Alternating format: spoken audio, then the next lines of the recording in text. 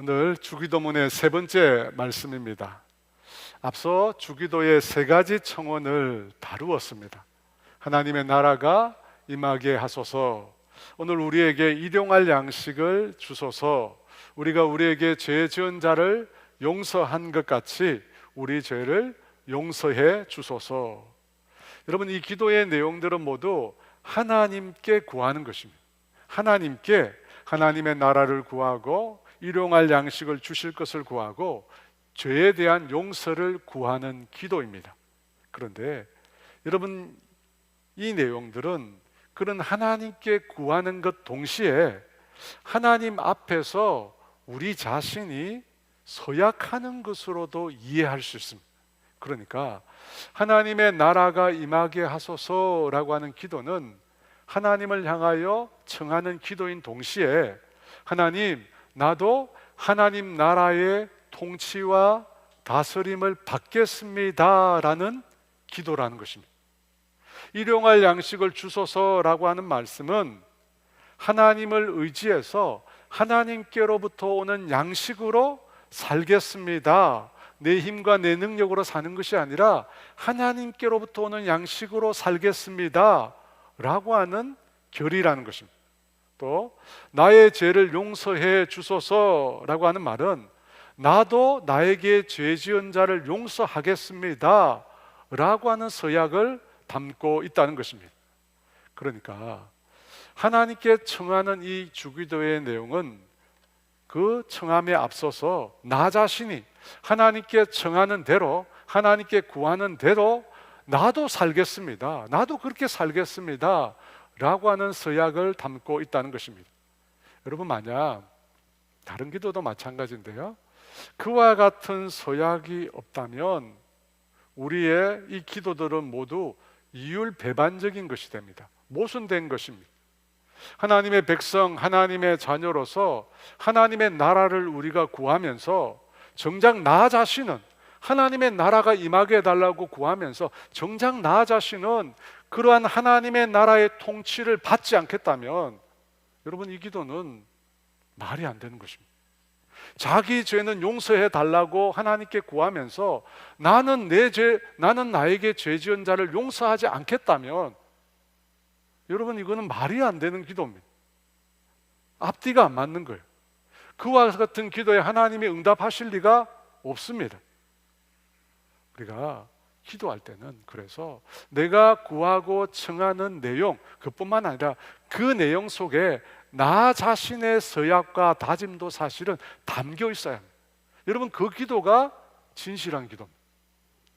제가 대학 다닐 때 제가 속한 선교단체에서는 모임을 마치거나 예배를 마치면 늘 구호를 외쳤어요. 어떤 구호냐면 오늘의 학원 복음화, 내일의 세계 복음화. 누가? 내가. 누가? 너가. 누가 하면 누가 해야 돼요? 내가 이래야 되는데 전부 너가. 장난삼아 했지만 여러분, 내가 하는 기도에도 나 자신이 포함되어 있어야 돼요. 내가 하나님께 드리는 기도 속에 나 자신이 담겨 있어야 합니다. 하나님, 나에게 사랑을 주세요. 그렇게 하나님께 사랑을 구한다면 나도 사랑하겠다는 의지가 담겨 있어야 돼요. 여러분, 그렇지 않습니까? 내가 사랑을 구하면서 나 자신은 사랑하지 않겠다면 그 기도가 무슨 기도입니까? 여러분, 그 기도는 아무런 의미가 없는 것입니다. 무의미한 거예요. 예수님께서 메시아로 사역하실 때 던진 제일 첫 번째 메시지가 회개하라, 천국이 가까이 왔다라고 하는 메시지였습니다. 하나님의 나라가 가까이 왔다는 겁니다. 그리고 예수님께서 주기도문에서 제일 첫 번째 청원도 하나님의 나라가 임하게 하소서였습니다. 그걸 옆에서 듣고 있던 바리새인이 예수님께 물었습니다. 그러면 도대체 당신이 말하는 하나님의 나라는 언제, 어느 때 임하는 것입니까? 묻습니다. 그때 예수님께서 이렇게 대답하십니다. 누가복음 17장 20절 21절 말씀 같이 읽어볼까요? 하나님의 나라는 볼 수 있게 임하는 것이 아니요 또 여기 있다 저기 있다고도 못하리니 하나님의 나라는 너희 안에 있느니라. 예수님 뭐라고 하십니까? 하나님의 나라는 너희 안에 있다는 것입니다. 눈에 보이는 가시적인 하나님 나라 이전에 어디에서 하나님의 나라가 시작된다고요? 너희 안에, 너희 내면에서, 너희 자신에게서 하나님의 나라가 시작된다는 것입니다. 여러분, 이것은 정말 중요한 겁니다. 여러분, 모든 신앙의 행위, 우리의 모든 신앙의 행위는 나 자신에게서부터 시작돼요. 나 자신에게서. 근데 우리는 자꾸만 우리 자신이 아니라 다른 사람을 주목합니다. 다른 사람을 주목해. 저 사람이 예배 시간을 잘 지켜야 하는데, 예배는 찬양부터 예배 시간인데 예배 시간을 잘 지켜야 하는데, 저 장로님이, 저 권사님이 기도를 더 열심히 해야 하는데, 열심히 해야 되는데, 우리는 꼭 다른 사람을 주목합니다. 다른 사람을 주목해. 우리가 말씀을 들으면서도 나 자신이 아니라 자꾸만 다른 사람을 주목합니다. 여러분, 그건 아닙니다. 여러분, 우리의 신앙생활은 늘 우리 자신 먼저 주목해. 우리 자신 먼저 생각해. 하나님의 나라는 어디서 시작한다고? 너희 안에서, 내 안에서 먼저 시작하는 것입니다. 그래서 우리의 모든 기도에는 나 자신이 또한 포함되어야 해요. 여러분, 설교를 하고 있는 저 자신도 설교 속에 저 자신이 포함되어 있어야 되지 않겠습니까? 설교하는 저 자신이 그 설교대로 살지 않으면 그 설교는 저에게 아무 의미가 없는 겁니다. 목사가 설교한 대로 살아야죠. 그래야 그 설교가 진실성이 있는 것입니다. 여러분, 마찬가지로 내 기도 속에 나 자신이 담겨야 돼요. 기도 속에 나 자신이 포함되어 있어요. 여러분, 그 기도가 진실된 기도예요. 그 기도가 참된 기도입니다. 그 기도가 하나님이 기뻐하시는 기도예요. 그러므로 여러분, 기도할 때 청하는 내용에 나 자신이 늘 담겨야 된다는 사실을 꼭 기억하시기 바랍니다. 여러분을 통해서 하나님의 나라가 먼저 임해야 됩니다. 여러분을 통해서 여러분이 먼저 주님을 의지하고 주님이 주시는 일용할 양식으로 살아야 합니다. 그런 다짐을 해야 합니다. 여러분이 먼저 나에게 죄 지은 자를 용서해야 합니다. 여러분, 그럴 때 그 기도가 참된 기도예요. 그 기도가 진실된 기도입니다. 그 기도가 하나님을 기쁘시게 하는 기도가 되는 것입니다. 저를 포함한 우리 모두가 그와 같은 진실된 참된 기도를 드리기를 주의 이름으로 축원합니다. 오늘 말씀은 13절 본문은 주기도의 네 번째 청원입니다. 우리 13절 말씀 같이 읽어볼까요? 우리를 시험에 들게 하지 마시옵고 다만 악에서 구하시옵소서. 여러분, 이 기도의 가장 핵심적인 단어는 시험이라는 단어입니다. 시험.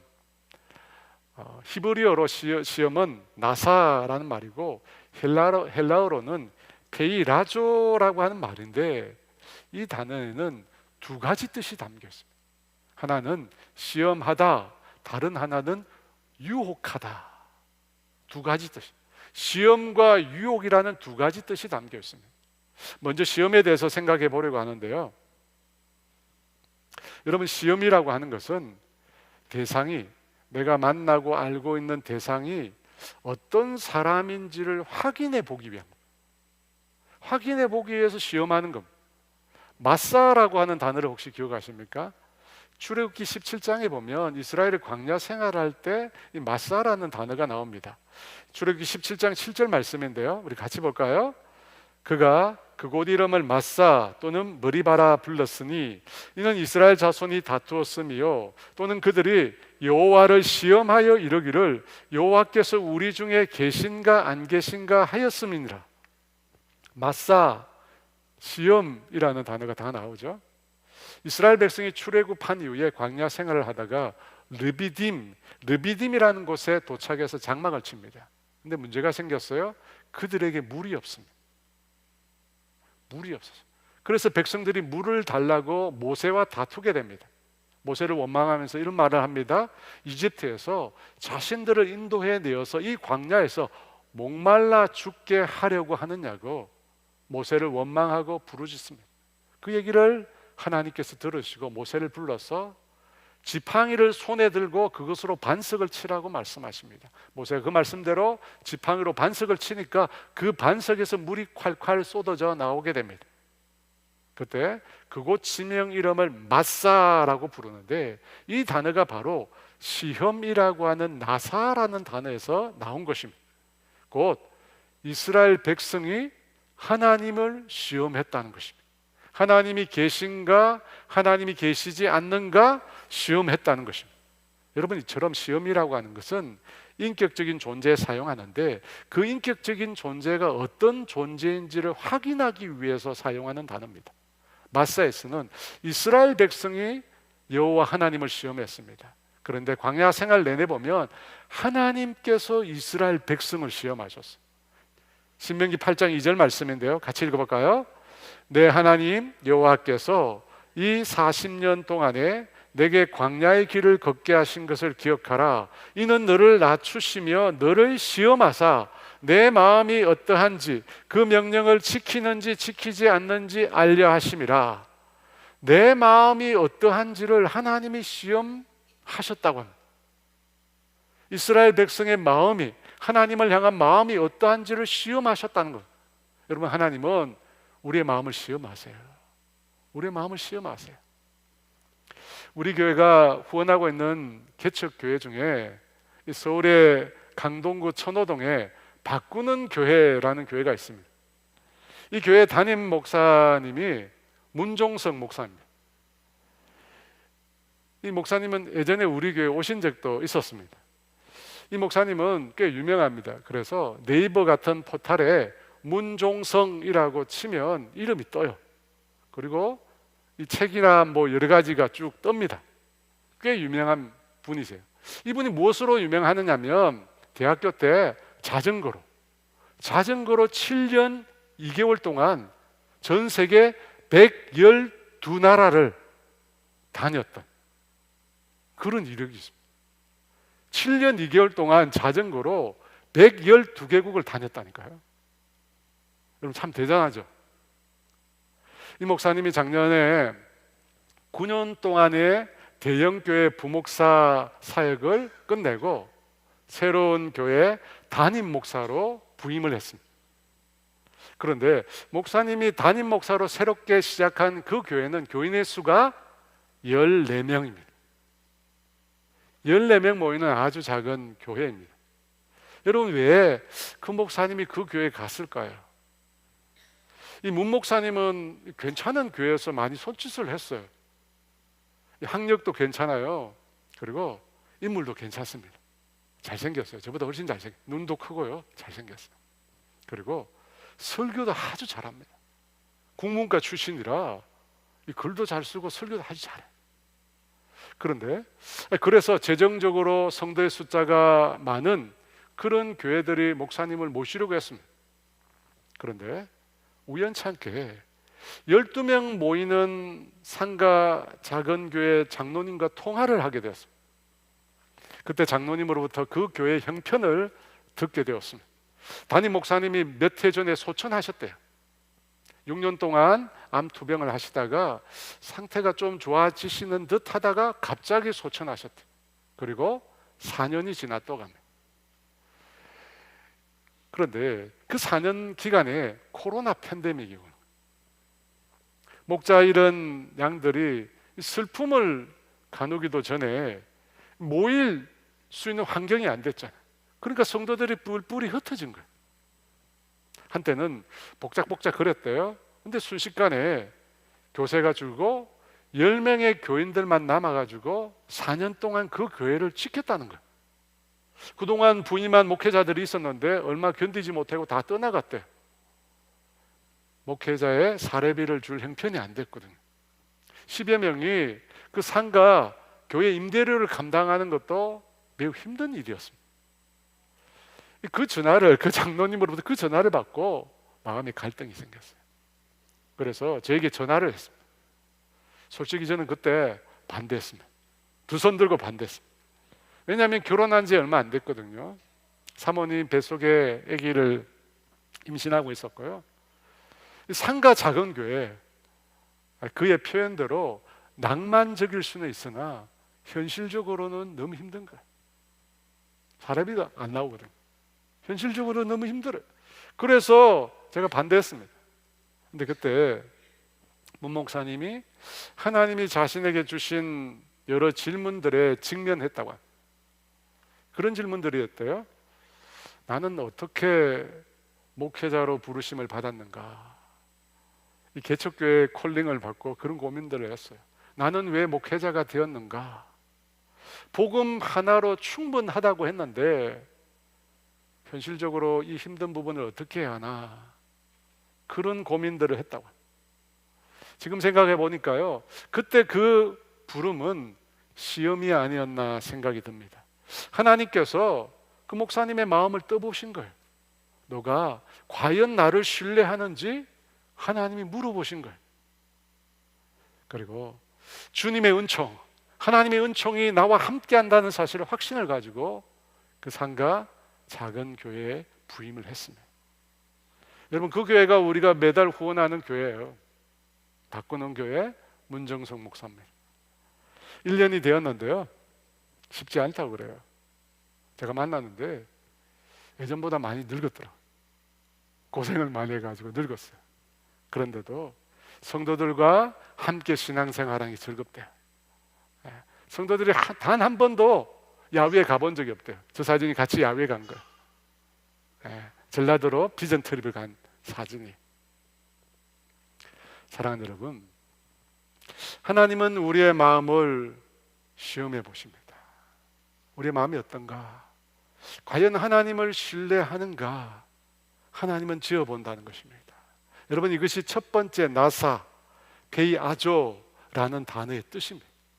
두 번째, 이 나사 페이아조라는 단어의 뜻은 유혹하다, 유혹하다라는 뜻입니다. 이것은 성도를 죄에 빠지게 만드는 마귀의 시험을 가리키는 것입니다. 사랑하는 여러분, 제가 지난주에 말씀을 드렸는데 모세가 산 위에서 기도하잖아요. 그런데 모세의 그 기도에 따라 산 아래에 전쟁의 상황이 결정되었습니다. 여러분, 이 모세의 기도에 보면 이 세상은 보이는 세계만이 존재하는 게 아닙니다. 만약 보이는 세계만 존재한다면 기도할 필요가 없죠. 보이는 세계에서 아말렉 군대와 직접 싸우는 여호수아와 이스라엘 백성만 중요한 거예요. 그들이 적보다 강하면 그 전쟁에서 승리할 수 있습니다. 그런데 놀랍게도 성경은 그 전쟁의 승패가 산 아래가 아니라 산 위에서 결정되었다고. 모세가 기도하는 모세의 손이 내려가면 이스라엘이 피했습니다. 하지만 모세가 손을 들고 하나님께 항복하는 기도를 드리면 그때 이스라엘은 그 전쟁에서 승리했습니다. 여러분, 이것을 보면 보이지 않는 세계가 보이는 세계에 엄청난 영향을 미치고 있는 거예요. 보이지 않는 세계가 보이는 세계에 엄청난 영향을 미치고 있는 거예요. 보이지 않는 세계의 승패가 보이는 세계의 승패를 결정하는 것입니다. 사랑하는 여러분, 사탄은 우리 눈에 보이지 않습니다. 우리 눈에 보이지 않는 영적인 존재입니다. 그런데 그 영적인 존재가 이 세상에 분명히 존재하고 우리는 그 세력으로부터 매일 공격을 받고 있습니다. 공격을 받고 있습니다. 우리가 늘 그 사실을 인지해. 오늘 주기도의 네 번째 청원인 우리를 시험에 들게 하지 마시옵고 다만 악에서 구하시옵소서 라고 하는 이 말씀에서 나오는 시험은 사실 하나님께로부터 오는 시험을 뜻하지 않습니다. 그 말씀이 아니에요. 여기서 말하는 시험은 악한 자로부터 나오는 시험입니다. 그것을 분명히 말해주기 위해서 우리를 시험에 들게 하지 마시옵고 라는 말 다음에 다만 악에서 구하시옵소서 라는 말이 덧붙여진 겁니다. 누가복음의 주기도에는 뒤에 내용이 안 나와요. 다만 악에서 구하시옵소서의 악은 악한 자를 뜻합니다. 이 세상에 존재하고 있는 악을 말하는 것이 아니라 악한 자, 곧 사탄을 의미합니다. 마귀를 의미합니다. 그래서 여러분, 이 시험이라고 하는 것은 마귀가 우리를 유혹하는 것을 가리키는 것입니다. 마귀가 우리를 유혹하고 있어요. 여러분, 그것에 대해서 우리가 매일 마귀와의 영적 전쟁을 위해서 기도해야 합니다. 마귀로부터 우리를 지켜주실 것에 대한 보호의 기도를 우리가 매일 드려야 합니다. 오늘 혹시 주보를 자세히 보신 분이 계신지 모르겠는데, 주보에 늘 나오는, 중간에 보는 늘 나오는 분당 오륜교회 기도 제목이 아니라 오늘은 매일 기도라는 기도 제목이 실려 있어요. 주보에 보시면 나와 있어요. 네. 매일 아침 우리가 드려야 될 기도의 내용입니다. 저도 이 수선을 따라서 기도하는데, 여러분, 어떤 기도의 내용들이 있습니까? 하나님과의 교제를 위한 기도. 여러분, 기도는 하나님을 목적으로 하는 기도입니다. 그것에 시작되는 거예요. 그래서 성령 충만, 하나님의 나라가 임하는 성령 충만, 하나님의 사랑이 우리 가운데 임하게 해달라, 우리가 그런 하나님의 사랑의 통로가 되게 해달라고 기도하는 것입니다. 그리고 또 중요한 거, 우리의 삶의 짐을 하나님께 맡겨드리는 맡김의 기도. 여러분, 그런 내용 중에 일곱 번째 내용은 악한 자의 공격에 대해 대적하는 기도의 내용이 나와 있습니다. 일곱 번째. 나 자신을 향한, 우리 가족을 향한, 우리 교회를 향한 악한 자의 공격에 대적하는 기도를 해야 한다는 것입니다. 많은 분들이 여러분 그런 기도 안 합니다. 그렇죠? 여러분, 기도하면서 하나님, 오늘도 악한 자로부터 나를 지켜주십시오. 예수 이름으로 내가 행할 때 모든 악한 자들이 떠나가게 해주십시오. 여러분, 이런 기도 보통 우리가 하지 않습니다. 근데 여러분 기억하십시오. 예수님께서 주기도에 그 내용을 담고 계세요. 왜 그렇습니까? 여러분, 왜 예수님께서 그런 말씀을 하신 것일까요? 우리의 인생은 눈에 보이는 세계에 의해서 결정되는 게 아니라는 거예요.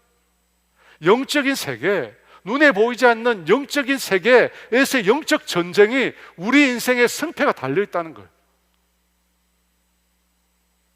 그뿐만 아니라 그 세계의 악한 자가 우리를 끊임없이 노리고 있어요. 끊임없이 노리고 있어요. 성경이 이렇게 말씀합니다. 베드로전서 5장 8절 말씀 같이 읽습니다. 근심하라, 깨어라, 너희 대적 마귀가 우는 사자같이 두루 다니며 삼킬 자를 찾나니. 여러분, 왜 사자가 울까요? 사자가 사냥할 때 울지 않습니다. 울면 다 도망가죠. 우는 것은 위협을 가하는 것입니다. 위협을 가하는 것입니다. 초원의 아침이 밝아왔을 때 사자가 울게 되면 그 초원에 있는 모든 짐승들이 한순간 마비가 됩니다. 두려움 때문에 마비가 된 것입니다. 그처럼 악한 자는 끊임없이 우리를 위협합니다. 우리를 집어삼키려고 합니다. 집어삼키려고. 저는 감기도 사탄의 역사다 그렇게 말씀드리는 건 아닙니다. 저는 그렇게 믿지는 않습니다. 하지만 여러분, 악한 영은 이 세상 가운데서 끊임없이 믿는 자와 믿지 않는 자를 공격하고 있습니다. 우리가 살고 있는 이 세상은 악한 마귀가 다스리고 있습니다. 여러분, 우리가 살고 있는 이 세상, 인간 세상, 자연 만물 세상, 악한 자가 다스리고 있습니다. 성경은 그 마귀를 공중 권세 잡은 자라고 합니다. 이 땅과 하늘 사이 그 중간에 공중 권세를 잡고 행하는 자가 마귀라고 합니다. 그래서 세상 사람들이 그를 따른다고 합니다. 여러분, 왜 이렇게 되었을까요? 세상이 처음 창조되었을 때 하나님은 이 세상을 다스리는 권세를 인간에게 주셨습니다. 하나님의 대리 통치자로서 인간에게 주셨습니다. 근데 인간이 범죄하여 하나님을 등지고 타락했잖아요. 그래서 그 권세가 어떻게 됩니까? 마귀에게 넘어가. 그래서 그 권세를 가지고 마귀가 이 세상을 움직여가는 거예요. 여러분, 세상 사람들이 사는 세상뿐만 아니라 만물 가운데도 그 이면에서 악한 영이 역사하고 있습니다. 악한 영이 역사하고 있습니다. 그래서 여러분, 그 대적에, 그 세력에 우리는 대적해야 합니다. 예수님께서 하루는 배를 타고 갈릴리 바다를 건너 그라사인의 땅으로 가려고 했습니다. 배를 타고 건너가는데 그때 어떤 일이 일어납니까? 갑자기 큰 돌풍이, 큰 폭풍우가 호수를 칩니다. 예수님이 타고 가는 그 갈릴리 호수를 강하게 칩니다. 그리고 그 바람에, 그 폭풍에 예수님이 타고 있던 배가 전복되려고 했습니다. 제자들이 그랬잖아요. 우리가 죽게 되었다. 우리가 죽게 되었다. 여러분, 왜 그런 일이 생겼을까? 그 사건이 일어나고 난 다음 사건이 뭐냐면 그라사인에 있었던 2,000명이나 2,000이나 귀신 들렸던 한 귀신 들린 자를 예수님이 고치셨거든요. 무슨 뜻입니까? 그를 고치러 갈 때 악한 영이 예수님이 오는 걸 막았던 거예요. 여러분 세계복음서에 다 나와요. 마태, 마가, 누가에 다 나와요. 똑같은 순서로 나와요. 갈릴리 바다의 폭풍 이후에 그라사인의 땅에 도착합니다. 여러분 마귀는 지금도 복음을 전하지 못하도록, 하나님의 나라가 임하지 못하도록 끊임없이 방해하고 공격하고 있습니다. 세상 사람들뿐만 아니에요.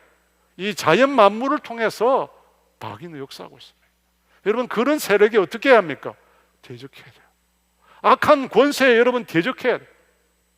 여러분 마귀가 우리의 삶 가운데 역사하면서 우리 주변을 무너뜨리고 우리의 사랑하는 자녀들의 신앙을 빼앗아가고 주님의 몸된 교회를 무너뜨리는데 여러분 두 손 두고 그냥 방치하시겠습니까? 그냥 강 건너 불구경 하시겠습니까? 천만에요. 여러분 그렇게 하시면 안 돼요. 우리는 그 세력에 대적해야 합니다. 그 세력과 싸워야 합니다. 그래서 예수님께서 주기도에 이 기도를 담으신 거예요. 이 기도를 담으신 거예요. 시험에 들기만 악한 세력으로부터 우리를 구해달라고 기도하라는 것입니다. 기도하셔야 돼요. 여러분 매일 이 기도를 가지고 기도하셔야 됩니다. 하나님의 나라를 구하고 영혼 구원을 위하여 기도하고 복음을 전하기 위해서 여러분 영적 전쟁을 해야 합니다. 기도로 영적 전쟁을 해야 돼요. 여러분은 그렇게 우리의 가정에 우리의 삶에 하나님의 나라가 임하고 구원이 선포되고 예수를 믿지 않는 영혼들이 주께로 돌아오기를 간절히 기도하는데 여러분 그 기도가 자꾸 막힌다, 그 기도가 자꾸 이루어지지 않는다. 여러분 누가 역사하고 있는 거예요? 그 이면에 악한 마귀가 역사하는 거예요. 여러분 대적하셔야 돼요. 여러분 영혼을 구원하기 위해서는 악한 세력과 대적하셔야 돼요. 대적하셔서 이겨내야 하는 것입니다. 그러므로 여러분 매일 기도하세요. 매일 하나님 악한 자가 나 자신과 우리의 가족과 우리의 교회에 아무런 영향을 미치지 못하더라. 하나님 주께서 우리를 지켜주시고 우리를 붙들어 달라고 모든 악한 세력이 계획하고 있는 일들이 다 흙끝으로 돌아가게 해달라고 여러분 간구하셔야 됩니다. 그렇게 되기를 원합니다. 지금 우리는 주기도의 네 번째 척원인 시험에 들게 하지 마시옵고라는 내용을 다루고 있습니다. 여기서 말하는 시험은 마귀가 주는 유혹을 뜻한다고 했습니다. 그런데 마귀가 주는 유혹에 대해서만 설명하면 되는데 오늘 제가 하나님의 시험에 대해서 먼저 말씀을 드렸습니다. 왜 그럴까요? 마귀가 주는 시험과 하나님이 주는 시험이 잘 구분되지 않을 때가 많거든요. 여러분 현실적으로는 구분이 어려울 때가 많습니다. 요셉이 보디발의 아내에게 유혹을 받을 때 여러분 그 시험이 요셉의 마음을 재어보시려고 하는 하나님의 시험일까요? 아니면 마귀의 유혹일까요? 그죠? 당장 그 순간에 판단하기가 쉽지 않습니다. 근데 지나고 나면 깨닫게 되죠. 지나고 나면 깨닫게 됩니다. 사랑하는 여러분, 마귀의 유혹은 우리를 죄짓도록 합니다. 우리를 죄지어서 넘어뜨리려고 합니다. 하지만 하나님은 그렇게 하지 않습니다. 야고보서 1장 13절 말씀인데 같이 읽어볼까요? 사람이 시험을 받을 때 내가 하나님께 시험을 받는다 하지 말지니 하나님은 악에게 시험을 받지도 아니하시고 친히 아무도 시험하지 아니하시느니라. 하나님은 분명 악으로 우리를 시험하시지 않습니다. 곧 마귀가 하는 것처럼 우리를 유혹해서 우리를 넘어뜨리려고 하시지 않는다는 것입니다. 반면에 마귀는 그렇게 합니다. 여러분 마귀의 시험에 특징이 있습니다. 특징이 있어요.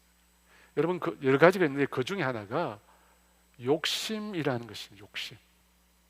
야고보서 1장 14절 말씀인데요. 같이 있습니다.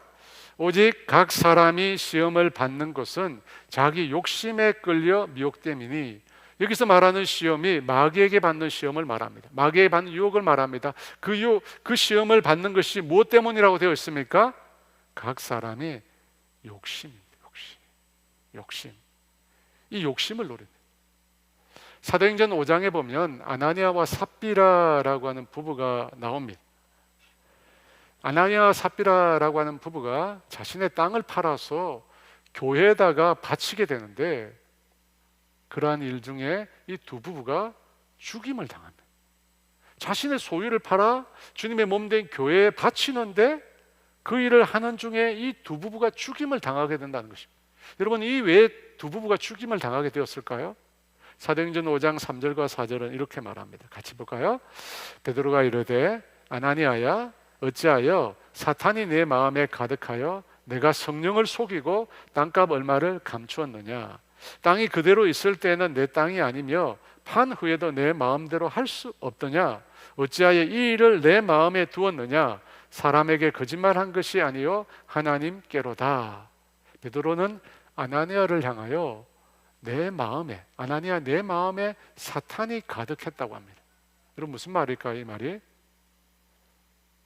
사탄이 내 마음에 가득하도록 허락했다는 뜻입니다.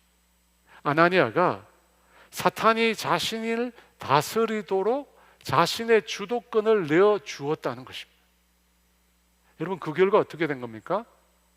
땅을 팔고 그 값의 일부를 감추고 속이게 된 것입니다. 마귀에게 주도권을 주니까 거짓과 속임수의 왕인 마귀가 아나니아로 하여금 사도들을 속이고 교회 공동체를 속이게 했다는 것입니다. 여러분, 왜 그와 같은 짓을 했을까요? 왜 마귀에게 그렇게 붙들리게 된 것일까요? 욕심 때문이에요. 욕심 때문이에요. 어떤 욕심이 있었을까요? 사도행전 4장 36, 37절에 나와 있습니다. 같이 볼까요? 구브로에서 난 레위족 사람이 있으니 이름은 요셉이라. 사도들이 일컬어 바나바라 하니 그가 밭이 있음에 팔아 그 값을 가지고 사도들의 발 앞에 두니라. 여러분, 이 사건 바로 다음에 아나니아와 삽비라가 나옵니다. 요셉 바나바라고 불리는 사람은 자신이 밭을 팔았습니다. 그 판값의 전부를 사도들과 교회 앞에 바치게 됩니다. 여러분, 그 일을 통해서 바나바가 어떻게 되었을까요? 초대 예루살렘 교회 성도들로부터 큰 칭송을 받게 되었습니다. 자신이 가지고 있는 걸 다 팔았잖아요. 근데 다 판 것을 전부를 다 교회에다가 낸 거예요. 그걸 보고 성도들이 박수를 치며 칭찬을 한 것입니다. 여러분, 그 장면을 아나니아와 삽비라도 보았습니다. 아나니아와 삽비라도 그와 같은 사람들의 칭찬을 받고 싶었습니다. 그런데 문제가 있습니다. 어떤 문제가 있습니까? 바나바처럼 밭을 판 값의 전부를 다 드리는 것이 배가 아팠던 거예요. 판 것 전부를 다 드리니까 그것이 아까운 거예요. 이것만 있으면, 전부가 아니라 반만 있으면 내가 앞으로 풍요롭고 내가 아주 편하게 살 수 있을 텐데 그걸 다 포기하려고 하니까 힘든 것이죠. 근데 다른 한편으로는 뭡니까? 사람들의 칭찬을 받고 싶었던 거예요. 여러분, 우리가 끊임없이 다른 사람과 비교하잖아요. 바나바가 다 바쳤다는 거예요. 여러분, 바나바가 만약에 반만 바쳤다면 아나니아와 삽비라가 그렇게 고민하지 않았을까요? 근데 다 바쳤거든요. 다 바치는 모습을 보고 성도들이 환호성을 지르며 막 칭찬을 한 거예요. 그걸 보고 자기도 다 바쳤다고 하는 그런 칭찬을 듣고 싶었어요. 근데 문제가 뭐냐면 재물에 대한 욕심이 있는 거예요. 그걸 내려놓지 못한 거예요. 그래서 교회 공동체를 속이기로 결정한 것입니다. 그 욕심 때문에 두 개를 다 받고 싶어요. 여러분, 그 욕심 때문에 마귀에게 붙잡혔던 것입니다. 창세기 3장에도 보면 사탄이 하와를 유혹합니다. 사탄이 하와에게 말합니다. 하나님께서 참으로 동산 모든 나무의 실과를 먹지 말라고 하느냐 묻습니다. 그 말을 들으니까 가짜거든요. 말이 틀리거든요.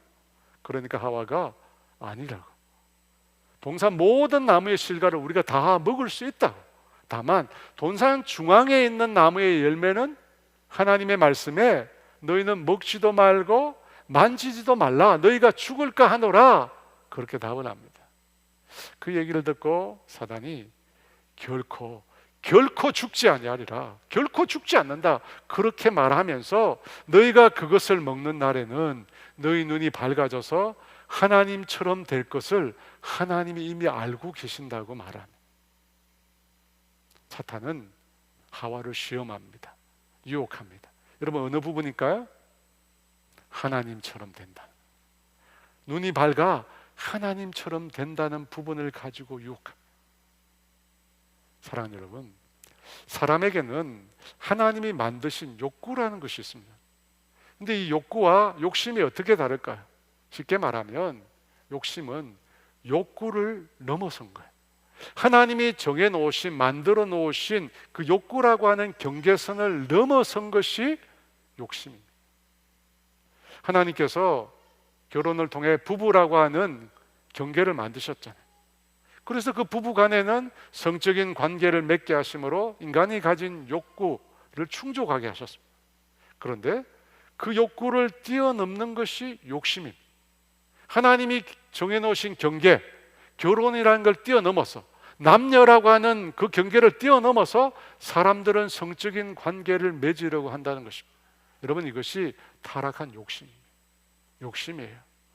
사랑하는 여러분, 하나님께서 인간에게 경계를 정하셨어요. 피조물로서 모든 나무의 실과는 다 먹어도 좋다, 자유를 주셨습니다. 하지만 하나님과의 경계, 선악을 알게 하는 나무의 실과는 먹지 말라.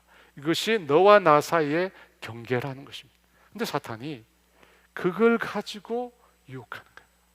그 경계를 넘어라는 거예요. 그 경계를 넘어가면 하나님처럼 될 수 있다고 욕심을 자극한 거예요. 욕심을 자극. 그래서 하와가 넘어졌습니다. 그 다음 말씀 이렇게 말씀하는데요, 창세기 3장 6절 말씀 같이 있습니다. 여자가 그 나무를 본즉 먹음직도 하고 보암직도 하고 지혜롭게 할 만큼 탐스럽기도 한 나무인지라. 여자가 그 열매를 따먹고 자기와 함께 있는 남편에게도 주매 그도 먹은지라. 여러분, 욕심이 인간의 마음에 자리 잡자 어떤 일이 일어납니까? 먹으면 죽는다 라고 보이던 그 열매가 먹음직스럽고 보암직스럽게 바뀌게 됩니다. 여러분, 이걸 보면 사람이 품은 마음에 따라서 달리 보이게 됩니다. 사람이 품은 마음에 따라서 여러분 다르게 보입니다. 사랑하는 여러분, 결국 욕심이 죄를 짓게 합니다.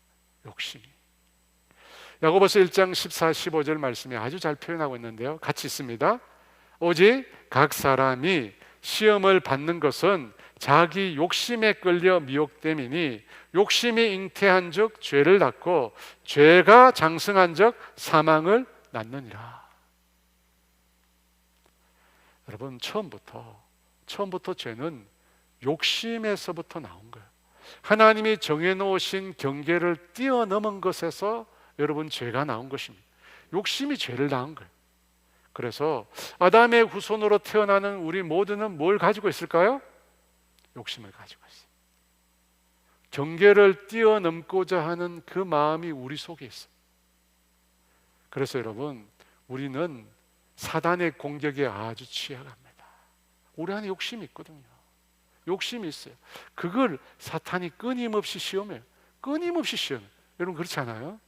경계를 뛰어넘어가라고 끊임없이 여러분을 자극하잖아요. 저만 자극하나요? 여러분 자극하잖아요. 계속해서. 사탄의 유혹은 욕심에 있습니다. 사사 기드온이 300명 용사로 13만 5천 미디안 군대를 물리쳤습니다.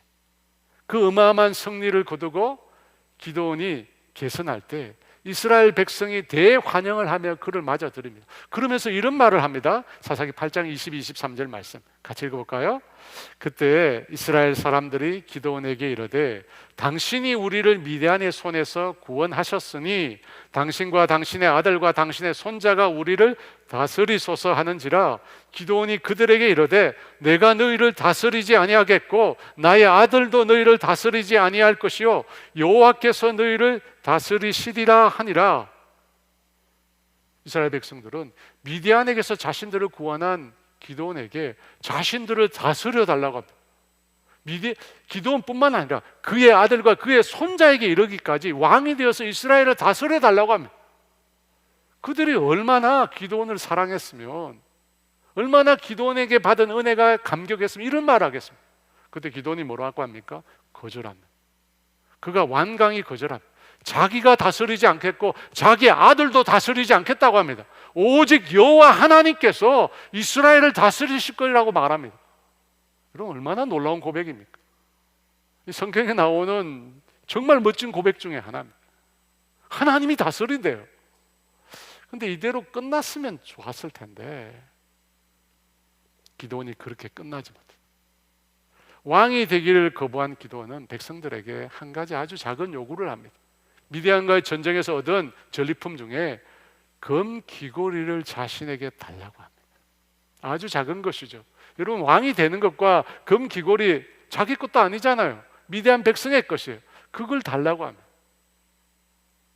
그걸 받아서 기도원이 그 황금을 가지고 에봇을 만듭니다.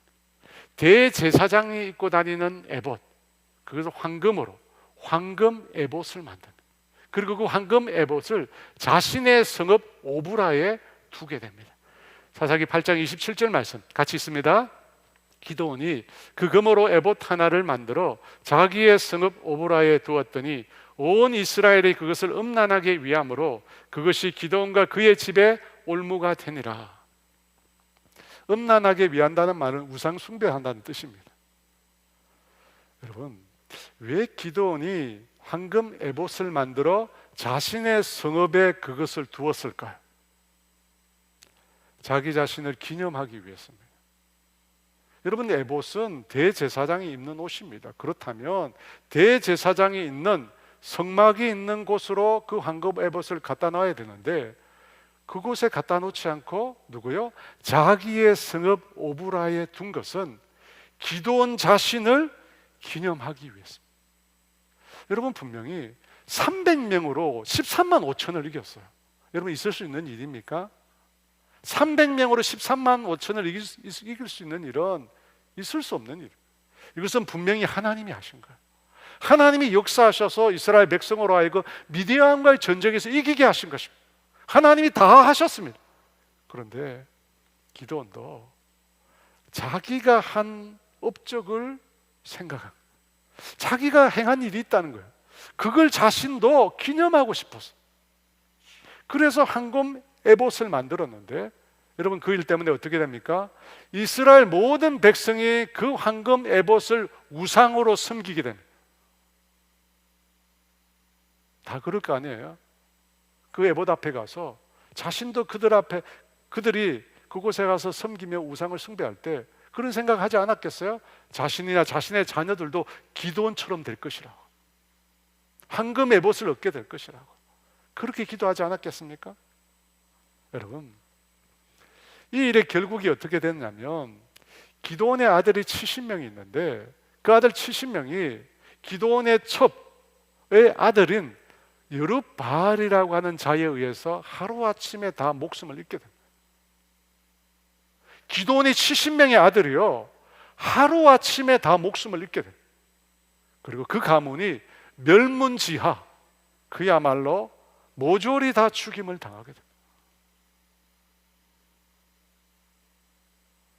여러분, 욕심의 결과가 이렇게 무섭습니다. 기도원은 권력에 대한 욕심은 극복했지만 자신을 기념하고 자기 이름을 드러내고자 하는 이 명예욕, 이 명예욕을 이겨내지 못했거든요. 자신을 기념하고 싶었어. 여러분, 우리 본성이 그런 거 있잖아요. 자신을 기념하고 싶은 이 욕심을 버리지 못해. 여러분, 그 욕심이 마귀의 먹잇감이 됐어요. 그러자 그 유혹에 넘어지게 되고 결국 그 가문이 다 멸하게 된 것입니다. 사랑하는 여러분, 여러분에게는 어떤 욕심이 있으십니까? 여러분, 남보다 더 많이 갖고 싶으십니까? 더 많은 재물을, 지금 내가 생각할 때 이거보다 부족하다, 더 많이 가져야 된다, 그런 욕심이 있으십니까? 남보다 더 높은 자리에 올라가야 된다, 내 이름을 더 많은 사람에게 떨쳐야 한다, 그런 욕심이 있으십니까? 여러분, 기억하십시오. 그 욕심 뒤편에 마귀가 도사리고 있습니다. 하나님이 정해놓으신 경계를 넘어선 그 욕심 뒤에는 악한 자가 우리를 시험하려고 유혹하려고 도사리고 있어요. 도사리고 있습니다. 여러분 어떻게 해야 합니까? 싸워야 되죠. 여러분 예수 믿는 사람은 예수님처럼 말씀을 가지고 싸워야 됩니다. 예수님께서 마귀에게 시험을 받았을 때 말씀으로 싸우셨어요. 하지만 하와는 마귀의 유혹에 넘어갔어요. 예수님은 말씀으로 싸워서 마귀를 이겨내셨는데 하와는 무너졌어요. 예수님과 하와의 차이가 뭡니까? 말씀에 있죠. 하와는 하나님의 말씀을 분명히 알지 못했어요. 반드시 죽는다고 주님 말씀하셨는데 하와는 뭐라고 합니까? 만져도 된다고. 만지지 말라고 했죠. 그리고 죽을까 하노라. 죽을 수도 있고 안 죽을 수도 있고, 죽을 수도 있고 안 죽을 수도 있고. 여러분 죽을까 하노라, 죽을 수도 있잖아요. 근데 죽는다 라고 하는 말 사이가 큰 차이가 있을까요? 큰 차이가 있습니다. 아주 큰 차이가 있습니다. 여러분 우리말에도 보면 단어 획 하나로 의미가 완전히 달라지는 경우가 많습니다. 고질병에 획이 하나 붙으면 고칠병이 됩니다.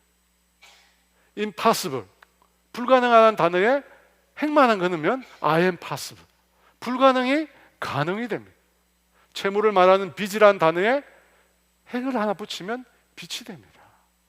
여러분 의미가 완전히 달라요. 여러분 성경도 마찬가지. 하나님의 말씀을 우리가 철저히 올바로 알고 깨달아요. 여러분 이단은 획 하나가 잘못된 데서 나온 거예요. 네 가지 밭에 비유해 보니까 악한 자가 말씀이 뿌려질 때 악한 자가 와서 그 뿌려진 말씀을 빼앗아 간다고 나와 있습니다. 우리가 지금 말씀을 듣고 있잖아요. 말씀을 뿌리고 있습니다. 하나님의 말씀을 뿌리고 있는데 악한 자가 이곳에 와 있어요. 그리고 우리가 말씀을 들을 때 우리가 그 말씀을 붙들고 지켜서 내 것으로 삼지 않으면 악한 자가 뽑아가는 거예요. 하나 둘 뽑아가. 그 다음 주가 됐는데 아무것도 말씀이 없어요. 다 빼앗긴 겁니다. 다 빼앗긴 것입니다. 그러므로 여러분 우리가 말씀을 지켜야 합니다. 예수님이 어떻게 영적 전쟁에 이기셨습니까? 하나님의 말씀으로 이겼어요. 하나님의 말씀으로 분명히 싸워서 이겼습니다. 그러므로 여러분 하나님의 말씀으로 우리가 영적 전쟁을 해야 합니다. 그런데 그런 영적 전쟁을 하기 전에 우리에게 있어야 될 것이 하나 있습니다. 욕심이라고 했잖아요. 마귀가 욕심을 타겟으로 합니다. 이 욕심과 정반대되는 말씀이 성경에 있습니다. 그것은 바로 자족이라는 단어입니다. 자족. 디모데전서 6장 6절 말씀인데요. 우리 같이 읽습니다. 그러나 자족하는 마음이 있으면 경건에 큰 이익이 되느니라. 자족하는 마음. 내게 주어진 환경, 내게 주어진 사람, 내게 주어진 조건에 대해서 스스로 만족하는 것. 여러분 만족할 만해서 그 만족하는 게 아니라 스스로 자신이 의지적으로 그것에 대해서 만족하겠다는 겁니다. 여러분 잘 구분하셔야 돼요. 만족할 만하기 때문에 만족하는 게 아니라 내게 주어진 환경, 내게 주어진 사람, 내 주변에 있는 모든 것에 대해서 스스로 결연한 의지를 가지고 만족하겠다는 겁니다. 디모데후서 6장 6절에 이은 9절은 이런 말씀을 하고 있습니다. 같이 읽어볼까요? 부활해하는 자들은 시험과 올무와 여러 가지 어리석고 해로운 욕심에 떨어지나니 곧 사람으로 파멸과 멸망에 빠지게 하는 것이라. 여러분 나와 있네요, 그죠? 부활해하는 자들, 경계를 넘어선 것. 시험과 올무와 어리석고 해로운 욕심에 빠진. 여러분 이 욕심과 바로 정반대되는 거 자족입니다. 자족. 여러분 이것이 경건, 우리의 신앙생활에 큰 이익이 된다고 말씀. 여러분 자족하는 마음이 있어야 돼요. 스스로 만족해야 돼요. 만족할 만한 환경이 있어서가 아니에요. 스스로 만족하는 거예요. 생각해 보니까 저희 부모님과 같이 살았던 저희 가족은 그렇게 부자였던 적이 별로 없었습니다. 물론 뭐 굶어 죽는 그 수준은 아니었지만, 전혀 재산이 없는 것은 아니었지만 저희 아버지가 하는 일마다 잘 안 되었어요. 그런 분 있잖아요. 하는 일마다 안 돼요. 하는 일마다. 그나마 나중에 유산으로 가진 게 있었거든요. 유산을 좀 받았었는데, 근데 그걸 팔아가지고 주식에 투자했다가 몽땅 망했어요. 그런 분들이 꼭 있더라고요. 유산을 받은 거 다 팔아가지고 주식에 투자했다가 몽땅 망했어요. 그래서 더 어려웠던 것 같아요. 그냥 그걸 가지고 있었어야 되는데. 그래서 제가 한때 저희가 가졌던 그 땅에 큰 건물이 있었거든요. 그 앞을 지나갈 때마다 막 생각나는 거예요. 가지고 있어야 되는데. 가지고 있었어요. 얼마나 속이 쓰렸는지 모릅니다. 한 번은 저희 어머니 아버지가 이 대학교 앞에서 도넛 장사를 했습니다. 이 아버지가 예전에 빵 만드는 기술을 가지고 계셨거든요. 그래서 도넛을 만들었는데 제가 먹어봐도 아주 맛이 좋았습니다. 제가 도넛을 좋아해요. 그렇다고 도넛을 보내지는 마십시오, 여러분. 제가 좋아해요, 도넛을. 학교 다닐 때 보니까 그 학교 앞에 대학생들이 많았거든요. 그래서 그 대학생들이 오며 가면 도넛을 사 먹었어요. 장사가 꽤 잘 되었어요. 제가 기억에 그때 번 돈을 이렇게 펼쳐놓고 이 돈을 세시는 어머니 모습이 생각나요. 돈을 막 세시더라고.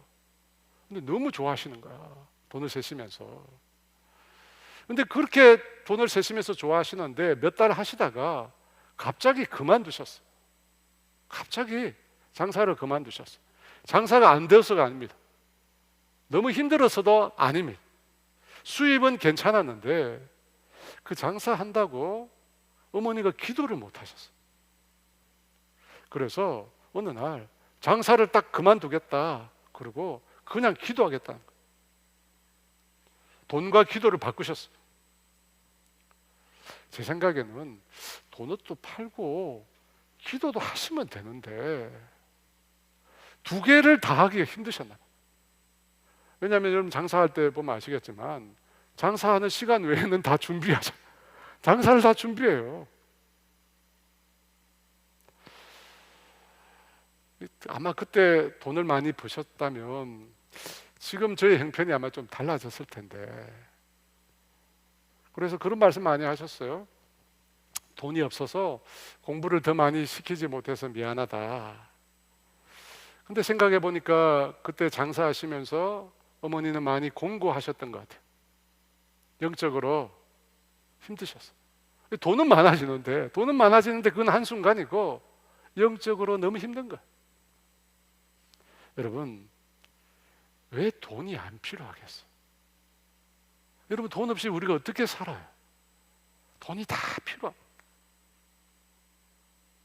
근데 어머니는 하나님을 먼저 선택했어요. 하나님이 있어야 돈도 있는 거예요. 하나님이 있어야 돈도 있는 거예요. 하나님이 없는 돈을 내려놓고 하나님을 먼저 선택하죠. 사랑하는 여러분, 시험에 들게 하지 마옵소서 이 기도는 처음 제가 말씀드린 대로 청원, 구하는 것인 동시에 서약이 담겨 있습니다. 어떤 서약이 담겨 있을까요? 오늘 말씀을 추론해 보면 시험에 들게 하지 마옵소서 이 말은 하나님 자족하며 살겠습니다. 내게 주어진 이 환경에 만족하며 살겠습니다. 하나님 욕심 부리지 않겠습니다. 라고 하는 말이 담겨 있습니다. 사랑하는 여러분, 눈에 보이지 않는 세계에서 눈에 보이는 세계의 승부를 결정합니다. 눈에 보이지 않는 세계가 눈에 보이는 우리의 삶을 결정합니다. 여러분, 그 전쟁에 대한 답은 이미 나와 있습니다. 부하려 하는 자들은 시험과 올무와 여러 가지 어리석고 해로운 욕심에 떨어지나니 곧 사람으로 파멸과 멸망에 빠지게 한다고 말씀드립니다. 결국 욕심을 부리는 자는 마귀에게 걸려듭니다. 욕심을 부리는 자는 마귀에게, 하와를 기억하십시오. 욕심을 부리잖아요. 경계를 넘어서려 아나니아와 삽비라를 기억하십시오. 기도원을 여러분 기억하십시오. 그들이 어떻게 파멸을 당했는지 여러분 기억하십시오. 그걸 기억하라고, 그것을 교훈을 얻으라고 성경이 우리에게 말씀하시는 거잖아요. 욕심이 죄를 낳고 죄가 사망을 낳습니다. 여러분, 그러한 마귀의 시험에 들지 않도록 자족하세요. 오늘 내게 주어진 모든 것에 대해서 스스로 만족해 하시기 바랍니다. 그와 같은 저와 여러분 되어서 이 영적인 싸움에서 매일매일 승리의 삶을 사시기를 주의 이름으로 축원합니다. 나 무엇과도 바꾸지 않으리라는 찬양이 있는데요, 이 찬양 드리며 하나님 앞에 나아가겠습니다. 나 무엇과도 주님을 바꾸지 않으리. 다른 어떤 은혜 구하지 않으리. 오직 주님만이 내 삶의 도움이시니 주의 얼굴 보기 원합니다. 주님 사랑해요.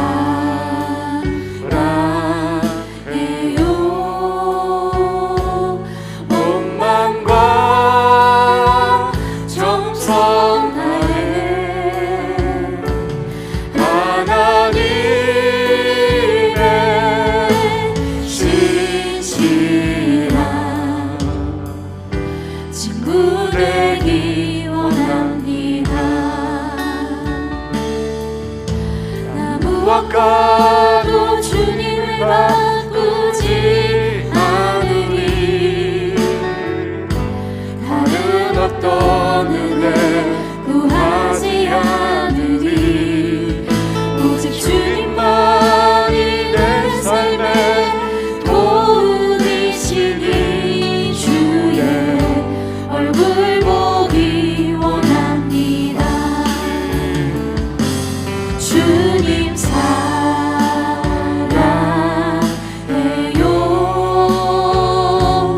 온 마음과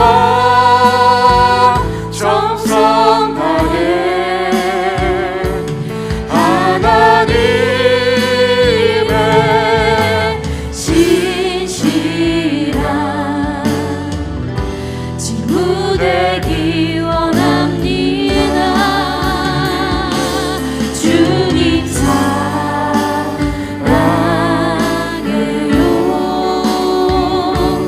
온 마음과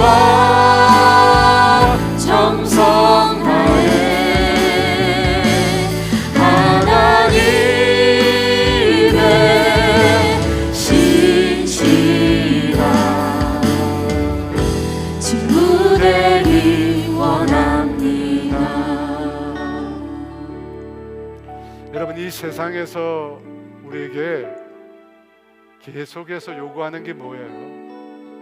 더 가지라는 거예요. 더 가져야 안정된 삶을 누릴 수 있다는 거예요. 남들보다 더 높이 올라가야 된다. 남들보다 더 높은 곳에 올라가야 된다는 거예요. 그리고 올라가서 내 이름을 많은 사람들에게 알려주라는 거예요. 근데 여러분, 그 세상은 마귀가 다스리고 있는 세상이에요. 공중 권세 잡은 자가 다스리고 있는 세상이에요. 끊임없이 마귀는 우리에게 욕심을 자극하는 거예요. 경계를 넘어설 것을 자극하는 거예요. 왜? 넘어서는 그 순간 올무로 우리를 결박할 수 있거든. 넘어서는 그 순간 덫에 걸리는 거예요. 여러분, 그렇게 하면 어떻게 됩니까? 끌려가는 거예요. 끌려가서 어떻게 됩니까? 결국 파멸과 죽음에 이르게 됩니다. 이것이 여러분, 이 세상을 움직여가는 마귀의 통치 원리입니다. 여러분, 그곳에 여러분도 휩싸여서 그렇게 사시겠습니까? 여러분, 그렇게 사시면 안 됩니다. 우리는 그렇게 살 수 없습니다. 우리는 그 세력과 정정당당하게 맞서 싸워야 돼요. 예수의 이름으로 하나님 말씀을 가지고 싸워요. 근데 여러분, 그 이전에 우리에게 필요한 게 뭐 있다고요? 자족하는 마음. 여러분, 욕심이 마귀의 굴레. 스스로 내게 주어진 환경에 스스로 만족해하는 거예요. 만족할 만한 환경이어서, 만족할 만한 사람이어서가 아니에요. 나 스스로 만족해하는 거예요. 이요셉 작가님이 그랬죠. 물이 새는, 누수가 내는 그 집에서도 만족해하며 하나님께 감사했어요. 여러분, 그 신앙입니다. 그 신앙. 우리에게 그 신앙이 필요합니다. 그 신앙을 살 때 하나님이 우리 인생을 붙들어 주세요. 하나님 우리 인생을 책임져 주세요. 이 시간 기도합시다. 하나님, 내가 자족하는 신앙 살겠습니다.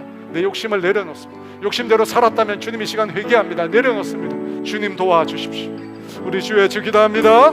주여, 주님 사랑해요.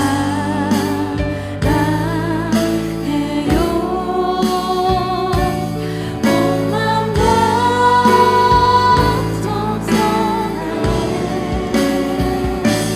하나님의 진실한 친구 되기 원합니다. 무엇과도 주님을 바꾸지 않으리. 다른 어떤 은혜 구하지 않으리.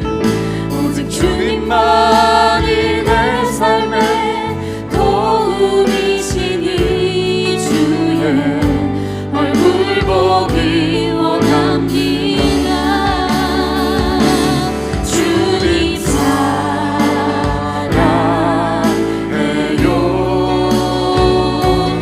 온 마음과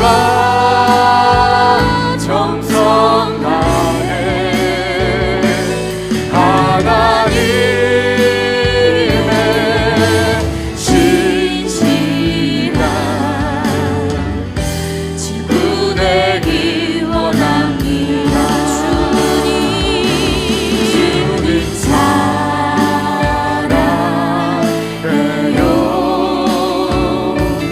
온 마음과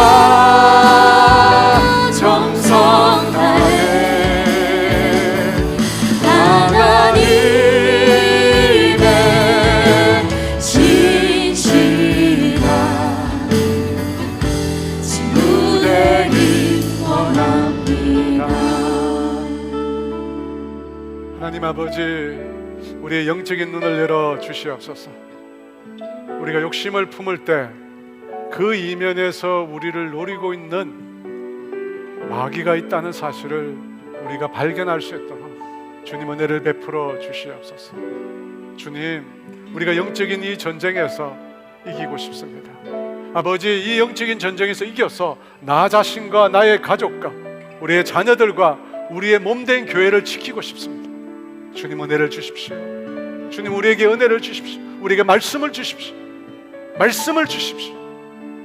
더불어 주님, 우리의 마음 가운데 자족하는 마음을 주십시오. 주님으로 인하여 내게 주어진 모든 환경에 대해서 만족해하고, 내가 만나고 내가 함께 살고 있는 모든 사람에 대해서 내가 만족해하고 만족해할 수 있도록 은혜를 내려 주시옵소서. 그래서 하나님 아버지, 주님과 온전히 동행하며 주님을 기쁘시게 하고 주님께 영광 돌리는 우리 모두가 될 수 있도록 은혜를 베풀어 주시옵소서. 지금은 우리 주 예수 그리스도의 은혜와 하나님의 다함이 없는 사랑하심과 성령님의 교통하심과 인도하심과 위로하심, 오늘 경계를 넘어서는 욕심을 내려놓고 오직 주님 안에서 만족하기로 결단하는 사랑하는 성도들 위해 이제로부터 영원토록 함께 하시기를 간절히 축원하옵나이다.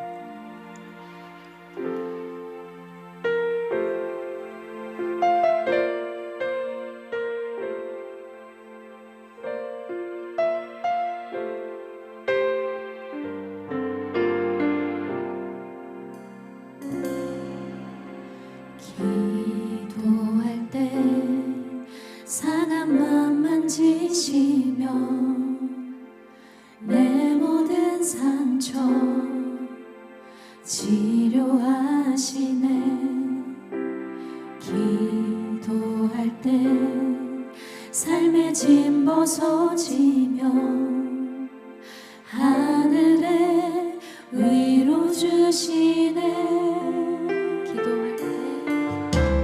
기도할 때 내게 지혜를 주사 주의 뜻대로